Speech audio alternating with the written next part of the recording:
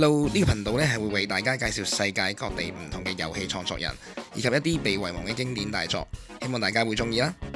我哋嘅主持人 Slider，不如睇下我拍檔今日介紹邊個遊戲創作人俾大家。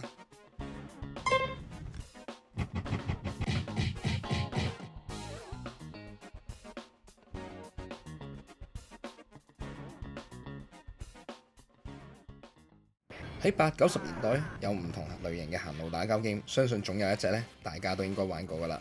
呢位遊戲創作人由80年代到依家咧，總共開發超過51隻作品噶咯。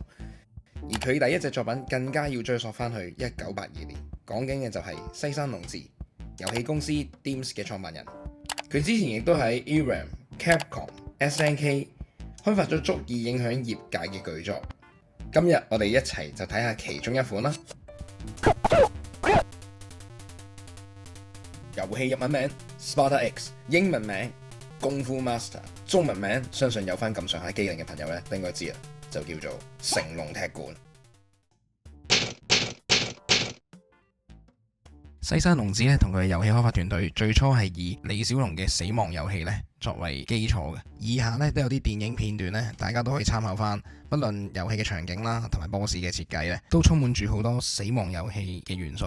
例如第一關嘅大佬啦，雖然都係着唔同顏色嘅衫啦，但係佢哋都係用棍啦。第二咧，可以留意翻背景咧嘅柱啊、窗口啦，其實都同遊戲非常之接近嘅。最後打贏咗大佬之後咧，都要行條樓梯上去第二關嘅。呢個基本上係同電影嘅設定係一模一樣嘅。好多人都會問啦，點解中文名呢個遊戲叫做成龍踢館呢？係咪呢個遊戲係 based on 成龍而去寫嘅呢？咁啊絕對唔係嘅。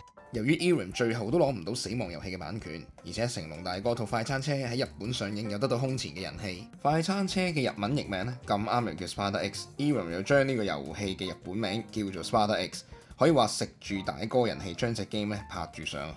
遊戲嘅故事咧，基本上都同套戲無關嘅，除咗主角個名咁啱都係叫 Thomas 啦，同套戲一樣啦。女主角個名咁啱都係叫 Sylvia， 咁大家咧都係俾人捉走嘅。所以喺大家嘅童年回憶咧，無論係遊戲個海報啦、盒帶上面嘅 artwork 啦，基本上咧都有住成龍大哥嘅影子嘅，咁好自然大家就叫咗呢個遊戲做成龍踢館啦。講到遊戲技術，就唔可以唔提西山第一個遊戲 Moon Patrol 啦。呢個橫向射擊遊戲用咗一種技術叫做 Parallax Scrolling， 中文我哋叫視差捲動。簡單啲嚟講，我哋可以將背景分做3種唔同嘅圖層嚟去睇。我哋可以留意圖層1背景藍色嘅山啦，圖層2綠色嘅建築物，同埋圖層3啡色嘅陸地。如果大家都有留意到咧，呢3個圖層咧以唔同嘅速度推進啦，咁喺我哋玩嘅時候咧就可以產生咗一種景深嘅錯覺啦。而呢個技術咧喺日後嘅行路打交 game 咧都有經常用到。遊戲嘅操作咧其實都十分之簡單嘅，一睇呢個版面就一目了然㗎啦。上方係玩家能源，下方咧就係大佬嘅能源，總共就有5關，時間嘅限制係2000秒。我哋可以操作主角向前向後跳高踎低。攻擊方面有2種模式嘅，一種就出拳，一種就起腳。遊戲一開始咧，好似有種錯覺咧，好似好易玩咁，就係撳下拳腳啦就 OK。但係咁以唔覺意咧，俾啲敵人攬一攬咧，你睇下條能源即刻已經扣咗好多咯。喺途中咧，如果俾敵人包抄咧，一定會使出一招經常用到嘅絕招，我哋就叫前後腳。其實前後腳呢個動作咧，大家都可以喺好多唔同嘅行路打交 game 咧都可以見到，甚至乎應用到。因為以前嘅遊戲未去到 3D 嘅時候咧，基本上都要一前一後咁嚟去應付唔同方向嘅敵人。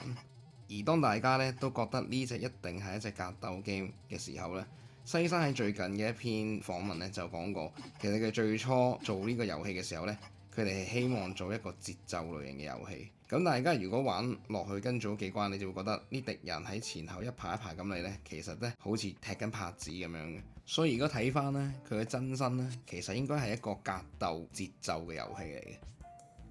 而隨住後期嗰幾關唔同嘅敵人呢，相信大家都可以強烈感受到呢一點。另外值得一提呢，就係每一關嘅大佬啦。其實我都覺得每一關設計得非常之好，唔係話淨係衝埋去就咁拳拳腳腳就可以搞掂。咁大家有機會呢，可以真係認真咁玩下啦。我哋回顧一下，如果當初係冇1982年嘅 Moon Patrol，亦都冇70-80年代嘅功夫電影，基本上係唔會有功夫 Master 即係 Sparta X 呢個遊戲嘅誕生嘅。而正正因為呢個遊戲將 Parris Golding 發揚光大，所以我哋之後可以見到好多唔同嘅 2D 巨作，甚至乎對之後嘅 3D 行路打交 game 咧都有住好深嘅影響。以10分為滿分咧，遊戲嘅難度會俾9分嘅，因為呢隻遊戲咧係真係易學難精嘅。翻桌程度咧，我亦都會俾9分嘅，因為真係咧都幾襟玩，玩翻都幾有新鮮感。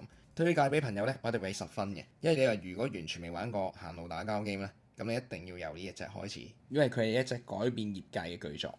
今日就講到呢度啦，小弟都希望咧每個禮拜可以 keep 住出片俾大家睇嘅，希望大家多多支持啊！